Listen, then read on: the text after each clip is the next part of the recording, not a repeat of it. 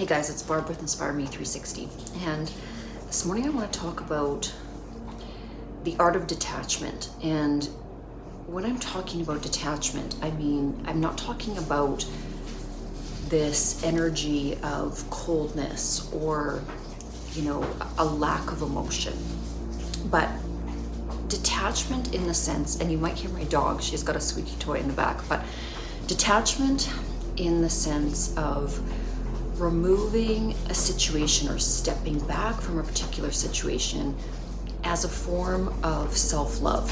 And I try to think of absolutely everything that I encounter, and it is good practice in terms of creating this balanced equilibrium in your own mental state, to think of everything in terms of energy.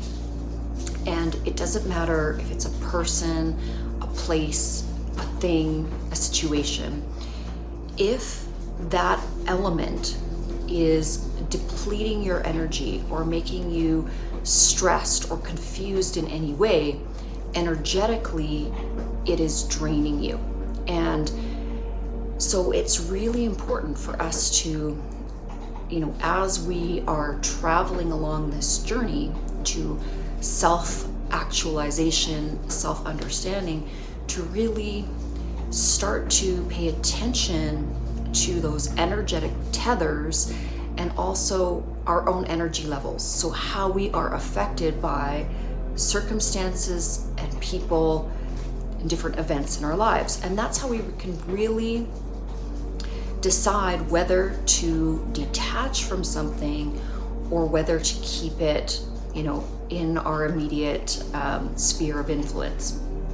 So specifically, why is this important? Well, it's pretty evident, it's pretty obvious.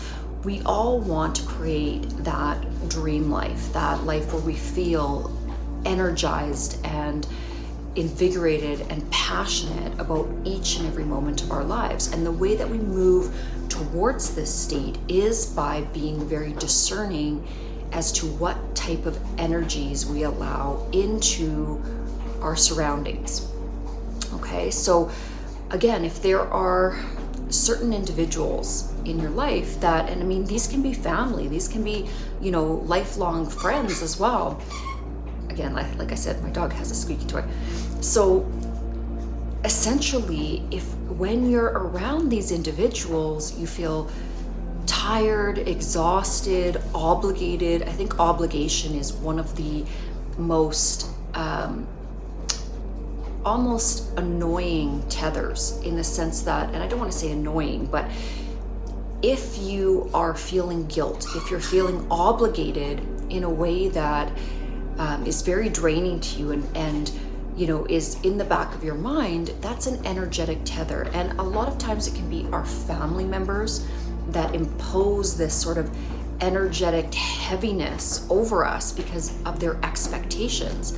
And so as a counterbalance to that, you can certainly set up your own boundaries and expectations. You can try to have a dialogue with those individuals in your life and set those boundaries. But oftentimes, again, when it is, really close friends and family, they, due to that lineage of history that you've had with them, oftentimes they don't want to move into a different a balance in terms of the relationship. Essentially, they like that control over you, or they like to be able to influence you in a way that you are obligated to them. And so this is where that art of detachment comes in, being able to compartmentalize your own state of emotions and your own internal obligations. This is something that I've gotten better and better at as the years have gone by, is not feeling this sense of guilt or self-obligation, and really being able to pay attention to how my interactions affect my energy, my mood, my stability.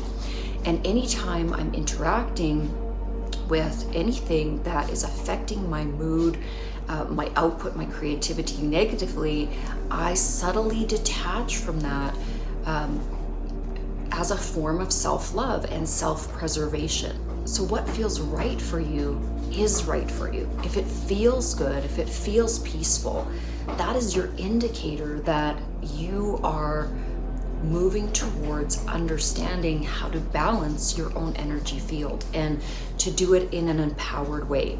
So again, the detachment doesn't have to be cold. It doesn't have to be this iron gate that comes down with, this blanketed no contact type of detachment.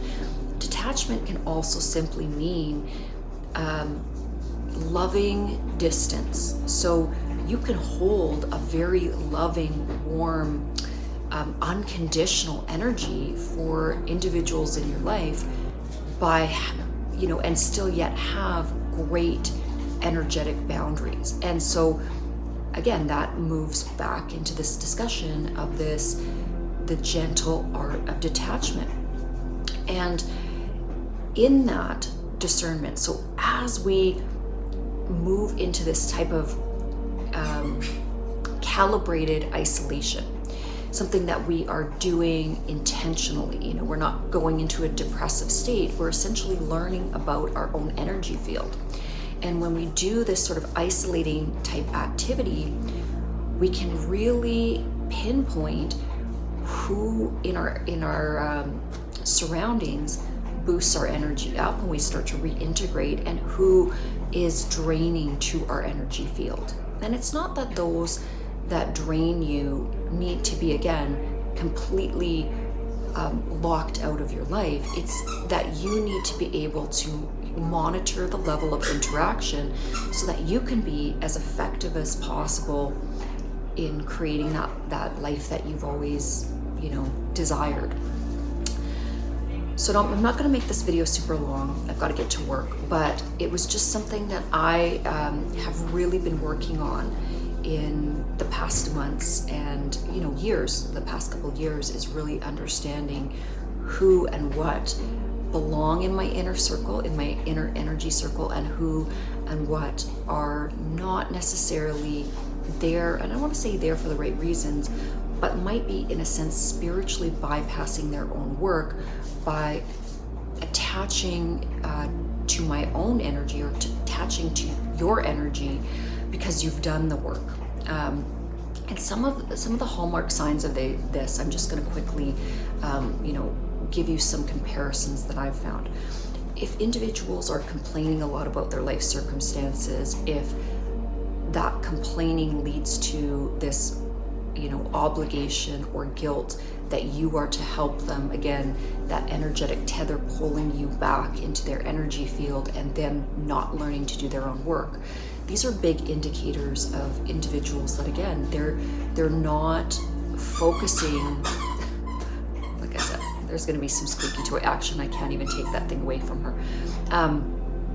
But individuals that aren't ready to focus on their own work, and therefore they're allowing you to do that work for them, or pressuring you to do that work for them.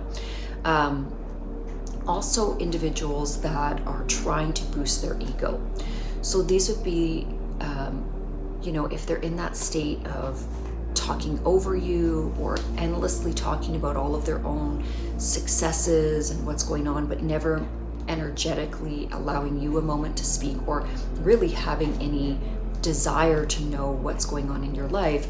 This can be a really draining energy interaction as well, because again, they are feeding their ego with your attention, your ability to be a good listener, and your positive energy. Because again, people who need that ego boost will gravitate to very positive people, because again, they like the energy and the excitement and that positive glow that they get from being in your presence. But if they're not exchanging equally with you, it will drain your energy. So those are two sort of key indicators that I have noticed in terms of balancing my own energy and balancing that equilibrium of who I spend my time with and who I let into that inner circle. And you'll find this is really great in terms of your own creativity, because again, you're guarding your energy and you're saving it in a self-loving way for you and for what you're meant to.